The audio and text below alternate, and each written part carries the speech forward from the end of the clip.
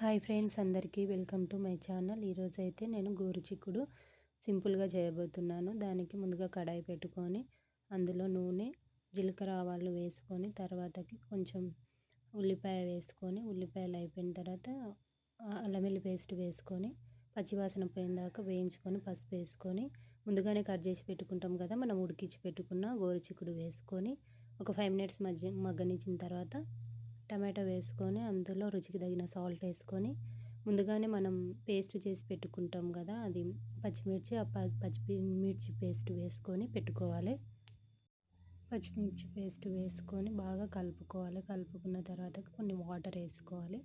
Water వేసుకొని ఒక 5 minutes అట్లా మగ్గనిచ్చుకొని కూర దగ్గర పడిందాక మగ్గనివ్వాలి. బాగా మగ్గనిచ్చిన తర్వాతకి ఎండు కొబ్బరి పౌడర్ ఉంటుంది కదా, అది వేసుకోవాలి. తగినంత ఎండు కొబ్బరి పౌడర్ వేసుకున్న తర్వాత ఇంకా కొత్తిమీర ఉంటుంది కదండి, ఆ కొత్తిమీర వేసుకుంటే మనకి లాస్ట్కి ఎంతో టేస్టీగా ఉండే గోరుచిక్కుడు కర్రీ అయితే మనకు రెడీ అయిపోతుంది.